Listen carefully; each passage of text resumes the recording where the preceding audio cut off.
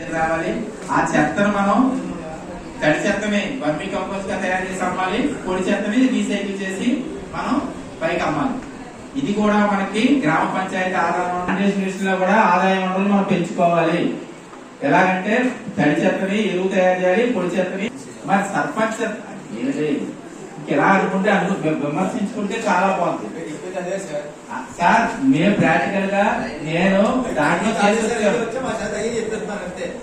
ఏదైనా ఆదాయ వనరులు మాత్రం కంపల్సరీగా పెంచుకోవాలి సార్. ఆదాయ వనరులు సమకూరుతాం సార్. కానీ ఆ సెట్ దగ్గర కావాల్సిన వసతులు చేయించండి. రిక్షాలు పాడైపోయింది.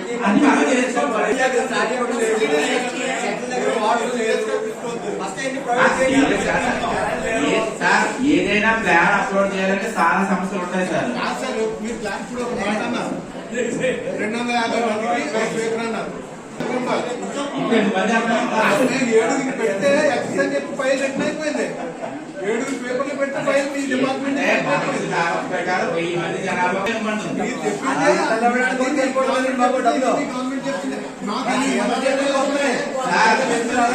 అదే చెప్తున్నాం సార్. డబ్బులు సరిపోలేదు, పైనుంచి వచ్చి డబ్బులే సరిపోలేదు, పైనుంచి ఖర్చు పెట్టాలంటే అవ్వదు. గ్రామ పంచాయతీ ఆదాయం వనరులు పెంచుకోవాలని గ్రామ పంచాయతీలోని గ్రావెల్ ఉంది, ఇసుక ఉంది.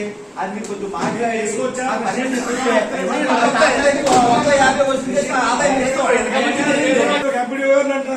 ఏదైనా పంచాయతీలకు ఇవ్వండి. మాకు గ్రామ సభ గ్రామ పంచాయతీ ఆమోదంతో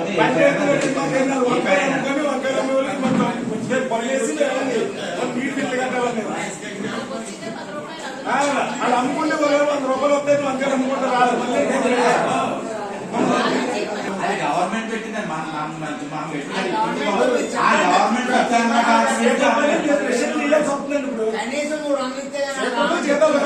మళ్ళీ ఎక్స్ట్రా చేతాలు ఇచ్చి మేము పెట్టుకోవాల్సి వస్తుంది. ఏదైనా జవాబుదారు రాయండి. లేదంటే పెద్ద షాపులు పెట్టారు షాపులు, గాంధీ షాపులు, పెద్ద షాపులు ఇప్పించండి. దాని మీద ఆదాయం వస్తాయి. పెద్ద షాపులు పెట్టుకోవద్దు. మధ్య రేట్లు మామూలు